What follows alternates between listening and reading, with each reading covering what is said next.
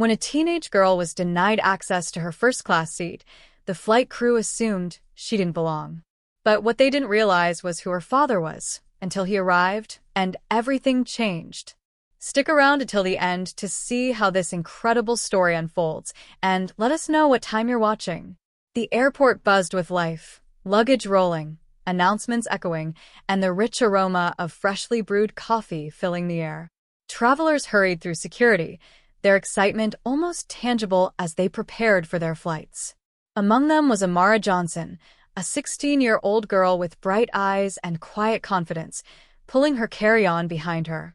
Her father, James Johnson, had surprised her with a first-class ticket for her birthday, something she had truly earned after months of hard work and academic achievements. It was her first time flying in such luxury, and just the thought of spacious seats, gourmet meals, and premium treatment made her heart race. Standing at the gate, she eagerly checked her boarding pass, anticipation bubbling inside her. Just then, her phone buzzed, a message from her dad. "Enjoy your first-class experience, sweetheart. You've earned it." Amara smiled, quickly typing back a reply, her heart swelling with pride as she stepped closer to the boarding area. She felt like she was stepping into a new world, one that had always seemed just out of reach. But little did she know her excitement was about to take an unexpected turn, forcing her to face something she never saw coming. Amara's heart skipped a beat as she reached the first-class section, ready to sink into her seat. But before she could, a flight attendant suddenly stopped her. What could possibly be the problem? Holding up her boarding pass, Amara pointed to the bold print. 2A First Class. "This is my seat," she said politely, keeping her voice steady despite a growing unease in her chest. Stephanie, the flight attendant, barely glanced at the ticket before crossing her arms. "Miss, first-class seats are reserved for premium ticket holders. If you don't have the correct boarding pass, I'm going to have to ask you to return to your assigned section." Heat rushed to Amara's face. She checked her ticket again, confusion swirling in her mind. "But this is my assigned seat. My dad bought this for me." Stephanie's lips curled into a doubtful smile. "Oh, your dad bought it?" she repeated, her tone dripping with skepticism. "Right, why don't we double-check with the gate agent?" Passengers nearby began to murmur, their curious gazes landing on Amara. A businessman raised an eyebrow, while a woman across the aisle sent her a sympathetic look. Amara's heart pounded. "I don't understand, this is my ticket." Her voice was quieter now, but the frustration was unmistakable. Stephanie let out a dramatic sigh. "Fine. Sit for now." "But I'll be verifying this. If there's an issue, you'll have to move." Swallowing hard, Amara nodded and took her seat, though she could feel the stares burning into her. Humiliation churned in her stomach. She clenched her hands in her lap, the whispers around her growing louder. Some passengers looked at her with curiosity, while others didn't even bother to hide their judgment. The sting of Stephanie's words echoed in her mind, condescending, dismissive, filled with assumption. It wasn't just embarrassing, it was infuriating. All she wanted was to enjoy the first-class experience her father had gifted her, yet here she was, made to feel like she didn't belong. Her fingers hovered over her phone. Should she call her dad? A part of her wanted to, but another part hesitated. He had always taught her to stand tall, to handle situations with confidence and grace. "You belong wherever you choose to be," he would say. The memory of his words strengthened her resolve. Taking a deep breath, Amara straightened in her seat. She wouldn't argue. She wouldn't plead. If they wanted to question her place here, she would let her father's actions speak louder than words. But as the minutes dragged on, she wondered, was staying silent the right choice? Tension thickened in the cabin as Stephanie returned, this time with the gate agent beside her. Her expression remained skeptical, while the gate agent shifted uncomfortably, glancing between Amara and the ticket in hand.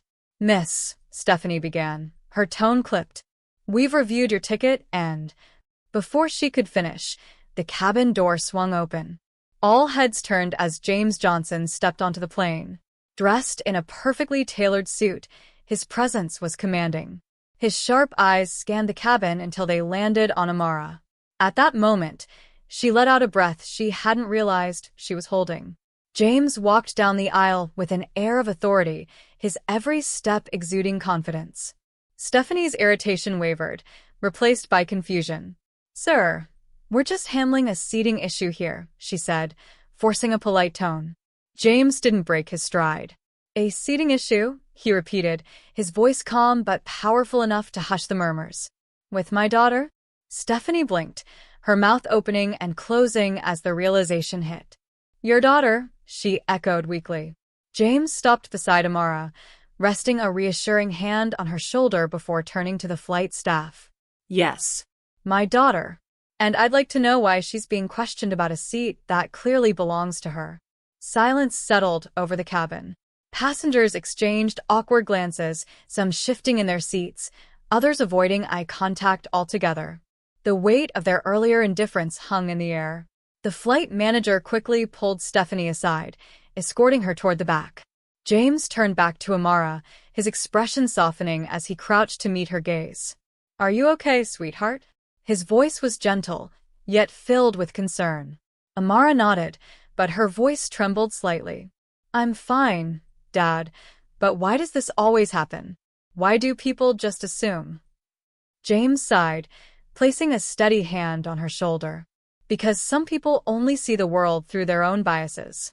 But today they learned that assumptions have consequences. And, more importantly, you showed them what it means to handle a situation with grace." Standing up, he addressed the cabin. "Let this be a lesson for all of us. The next time you see someone before making assumptions, remember, you don't know their story. Every person deserves respect, whether it's my daughter or a stranger." A weighted silence filled the air. Then, a man in a suit cleared his throat. "Mr. Johnson, I want to say I'm sorry. We all should have spoken up." A woman in the row ahead nodded. "She's lucky to have a father like you. And for what it's worth, she handled herself beautifully." As the plane soared through the sky, Amara gazed out the window, watching the clouds drift past. The tension from earlier faded, replaced by a quiet sense of pride. She turned to her father, seated beside her, his posture relaxed but his eyes thoughtful. "Thank you for standing up for me, Dad," she said softly. James smiled, his voice warm but firm. "I'll always stand up for you, Amara. But you stood up for yourself first. And that's what makes me proud." Amara nodded, her confidence growing. "I just wish people didn't judge so quickly." James leaned forward slightly, his tone carrying the weight of experience. "People will judge. It's not fair, but it's reality. What matters is how you respond. Every time you rise above it, every time you demand respect, you make the world a little better." Just then, a different flight attendant approached, placing a sparkling glass of water on Amara's tray with a kind smile. "From the crew, with our sincerest apologies." Amara glanced at her dad. He gave her a nod. Taking a sip, she let the moment sink in. James leaned back, watching her with quiet pride. "Remember, Amara, you belong wherever you choose to be. And no one has the right to make you feel otherwise."